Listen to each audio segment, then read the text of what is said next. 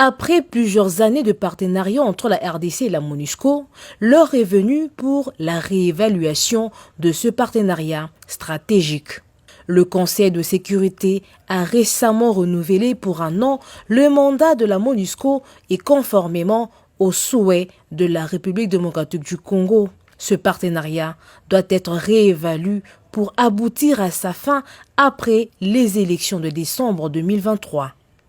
Voilà pourquoi cette réunion RDC-MONUSCO prévue depuis quelques mois s'est tenue aujourd'hui sous l'autorité du président de la République, Félix-Antoine Tshisekedi Tshilombo.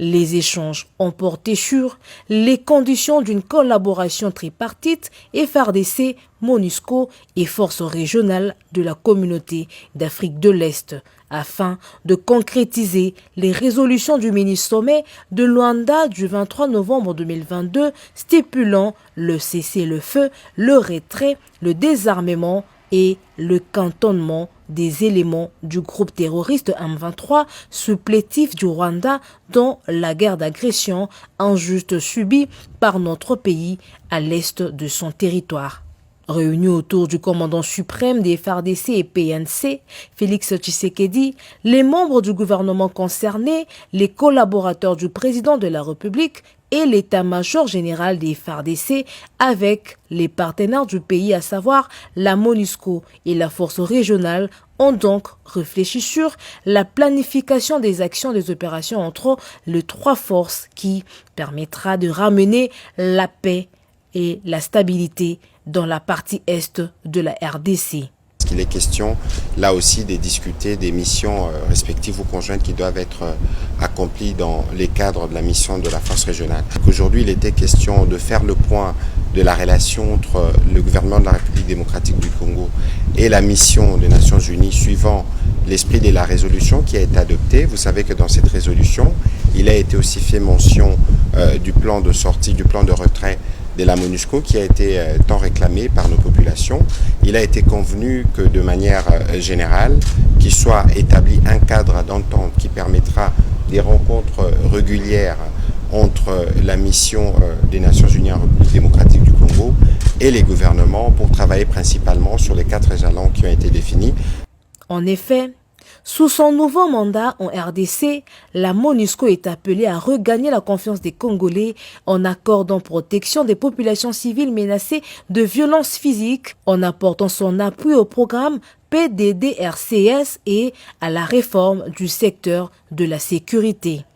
Il est clairement indiqué le cheminement qui devra être fait avec la partie gouvernementale pour que, d'une façon accélérée, en mettant en œuvre le plan de transition qui doit être réévalué, comme l'a dit aussi le porte-parole du gouvernement, les jalons 1 à 4 et 15 procédant de processus électoral puissent être discutés dans un cadre d'entente qui a été agréé avec son excellence le chef de l'État et devant le Premier ministre et les membres du gouvernement pour que nous puissions d'une façon très claire, le plus rapidement possible, voir des résultats concrets et palpables pour tout le monde sur terrain dans les 2 Kivu et dans l'Ituri. Pour rappel, la résolution du Conseil de sécurité des Nations Unies de décembre 2022 s'était félicitée des processus régionaux, notamment le processus de Nairobi et de Luanda pour restaurer et imposer la paix dans la partie est du pays. Ainsi donc, la MONUSCO devrait soutenir les FARDC et la force régionale de la communauté d'Afrique de l'Est dans leur objectif de contraindre le M23 à cesser les hostilités, à se désarmer et se cantonner dans les zones désignées à cet effet.